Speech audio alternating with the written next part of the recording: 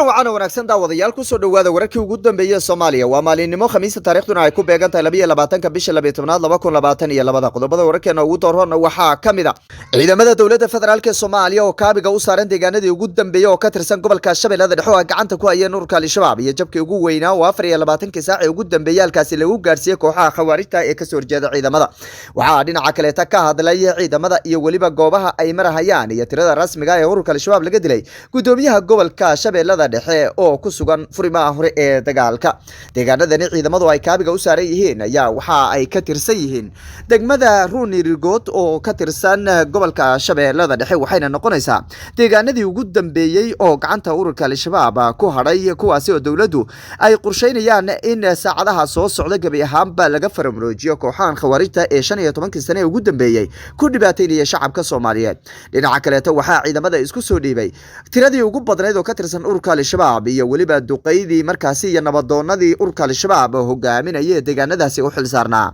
ciidamo isku dhafa oo ka tirsan laamaha ammaanka ee dawladda federaalka Soomaaliya oo xalay xidhay wadooyinka waaweyn ee soo gala magaalada Muqdisho iyo cadhow weyn oo ka dhalatay iyadoo shacabka aan lagu wargelinin in gabi ahaanba wadooyinkaasi la xidhayo waxaana lagu arkayay wadooyinka waaweyn ee soo gala magaalada Muqdisho iyagoo markaasi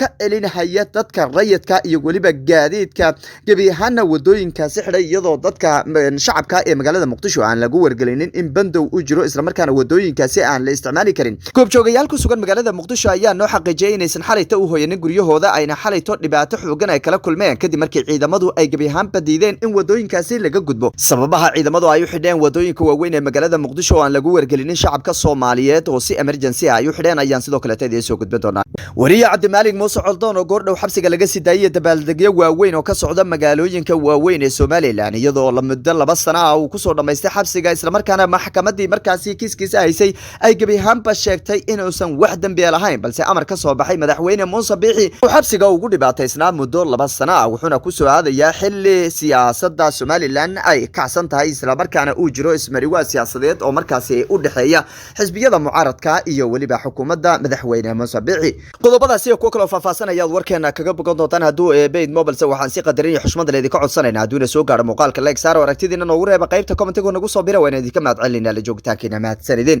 aynu ku bilownay ciidamada xoogga dalka Soomaaliyeed iyo kuwa macawsleyda oo isku dhinaca ayaa kaabiga u saaran deegaanadii ugu dambeeyay oo ka tirsan degmada Ruunirgood oo ka tirsan gobolka Shabeellada Dhexe iyadoo gabi ahaanba gobolka Shabeellada Dhexe uu noqonayo mid si buuxda gabi ahaanba ay gacanta ugu hayaan ciidamada xoogga dalka Soomaaliyeed degmada Ruunirgood ayaa ciidamada xoogga dalka Soomaaliyeed ay shalay la sheegay inay gacanta ku dhigeen iyadoo deegaanadii markaasi hoos imaanayay degmadaasina ay hadda kaabiga u saaran yihiin ciidamada ayaana si xawaare leh ugu siisiqaya deegaanada markaasi lagu tumeeyo inay ururka al-shabaab ay gacanta ku hayaan ay ku sugan yihiin waxa dhinaca kale ciidamada isku soo dhiibay nabadoonadii iyo waliba odayaashii markaasi ururka al-shabaab ay u adeegsan jireen dhibaateynta shacabka iyo waliba waxyeeleynta iyo weerarada joogtada iyo qaraxyada loo geysanayay shacabka Soomaaliyeed 15 sano ee ugu dambeeyayba odayaasha isa soo dhiibay iyo waliba maleeshiyaad ka tirsan ururka al-shabaab ayaa cafis weydiistay shacabka Soomaaliyeed iyo waliba dawladda federaalka isla markaana sheegay in ay diyaar u yihiin inay la shaqeeyaan ciidamada xoogga dalka Soomaaliyeed dhinaca kale waxa ciidamadu ay sheegeen in goordhow ay la wareegi doonaan deegaano dhowr oo ka tirsan degmada Ruunirgood oo markaasi ay kaabiga ku hayaan ciidamada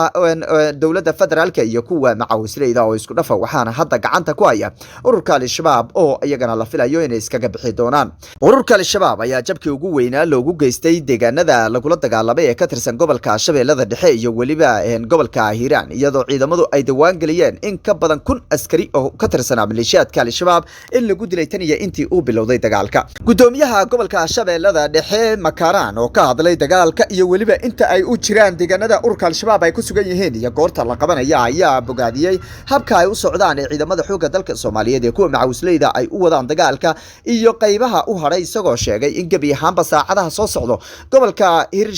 gobolka Shabeellada Dhexe isagu gudoomiyaha uu ka yahay in gabi ahaanba uu gacanta ciidamada uu soo gali doono isagoo sheegay in hal tuulo ururka al-shabaab aysan kaga sugnaanaynin hadii deegaanada hadda ay ciidamada kaabiga u saaran yihiin gabi ahaanba gacanta ay ku dhigaan ciidamada xoogga dalka Soomaaliyeed gudoomiyaha gobolka Hiiraan ayaa isagana baaq u diray maamul goboleedyada kale oo uu ku tilmaamay inay heshiis la yihiin ururka al-shabaab hadii ay ku dhawaaqi waayaan dagaal ka dhana oo lala galo xarakada al-shabaab wuxuu dhinaca kale xusay in gobolka Hiiraan iyo waliba gobolka Shabeellada Dhexe ay hadda gacanta ku hayaan ciidamada xoogga dalka Soomaaliyeed goobo aad u yarna ay hadda gacanta ururka al-shabaab al-shabaab ay ku hadheen oo hadda kaabiga loo saaran yahay. Gudoomiyaha gobolka Hiiraan iyo waliba gudoomiyaha gobolka Shabeellada Dhexe Makaraan ayaa sheegeen in ay muddo 4 bilood ah ay ku sugan yihiin furimaha hore ee dagaalka, taasi oo ay sheegeen in goobaha looga soo duulaya ay yihiin maamul goboleedyada kale ee dalka. Waxa ayna ka codsadeen maamul goboleedyada in ay iyagana dagaal bilaabaan si ururka al-shabaab aysan qayladhaan iyo waliba dhabarjabin aysan ugu samaynin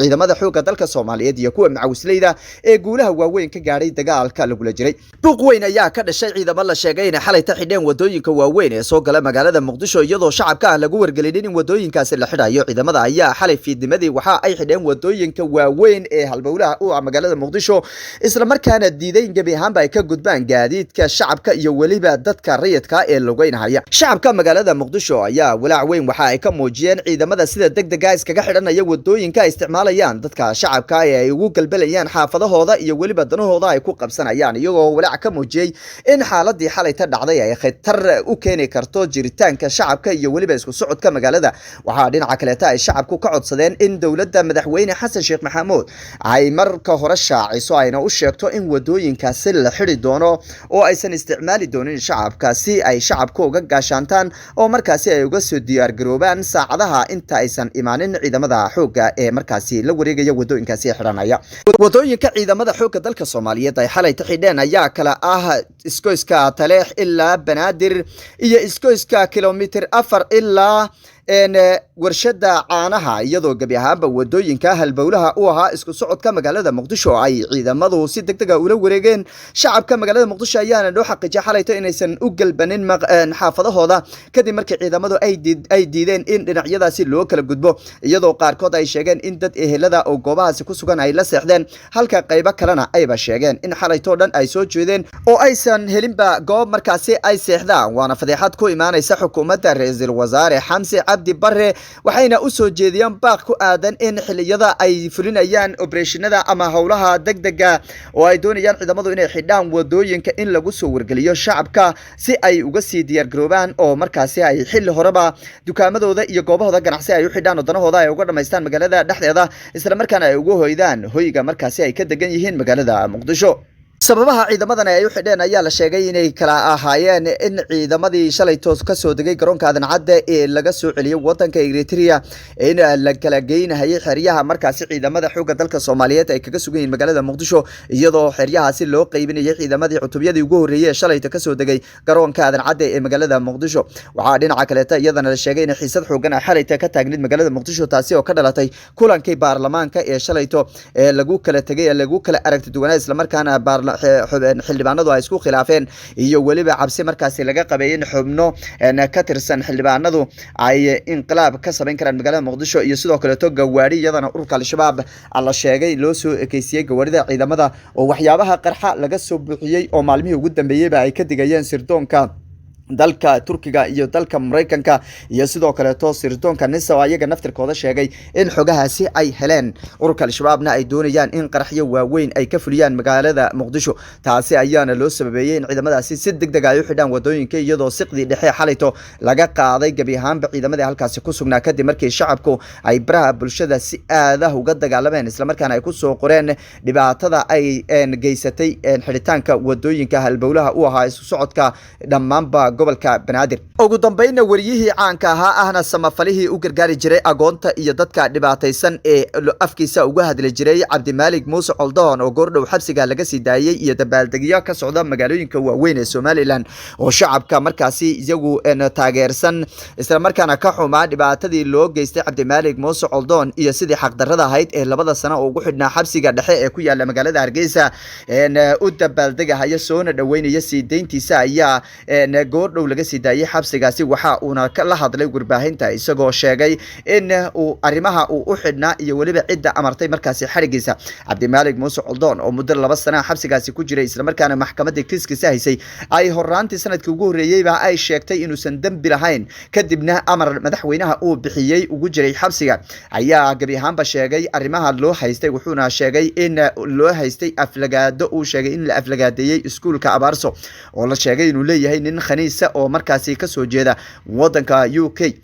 waxaa dhinaca kaleeto uu sheegay in loo haystay in gafaf kale uu geystay xukuumadda madaxweyne muuse bixi isagoo gebi ahaanba arrintaasi ku sheegay in uu waxba kama jiraan wuxuuna sheegay cabdimaalig muuse coldoon in isaga arrintiisu ay ka weyneyd aflagaado iyo weliba inaan wax ka sheegay xukuumadda jamhuuriyadda somalilan wuxuuna sheegay inuu gebi ahaanba arrintaasi ay tahay mid aan waxba ka jirin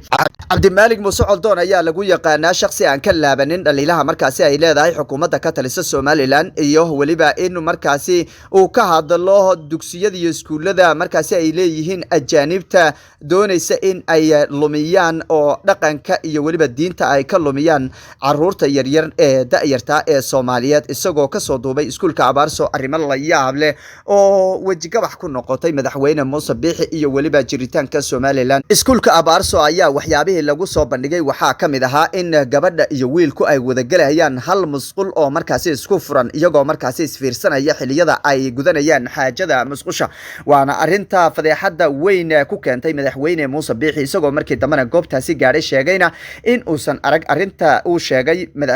cabdimaalig muuse coldoon balse ila xogogaal ayaa sheegaya in arintaasi ay run tahay isla markaana musqulaha ay isticmaalaan dhalinyarada wiilasha iyo gabdhaha ay yihiin musqulo markaasi isku furan oo aysan musquluhu ay kala xidhnayn isla markaana ay isfiirsanayaan gabdhaha iyo wiilasha xiliyada ay kaadida iyo weliba xaajada kale ay u galayaan musqusha waxa dhinaca kale la xaqiijiyay in dhalinyarada lagu barahayay in wiilashu ay iskuursan karaan gabdhuhuna ay iskuursan karaan taasi oo markaasi iskuulka Abaarso ay lacag fara badan ku bixiyeen kadib markii toosh uu ku ifiyay arrimaha ay halkaasi ku hayaan cabdimaalig muuse coldoon lacagaha lagu hayay iyo weliba kharashaad tiro badan oo cabdimaalig muuse coldoon lagu bixinaya ayaa la sheegay in laga qaaday iskuulka Abaarso isla markaana uu sheer ku leeyahay madaxweynaha Somaliland Muuse Biixi iskuulkani oo ay leeyihiin nin iyo naag la sheegay in iyagu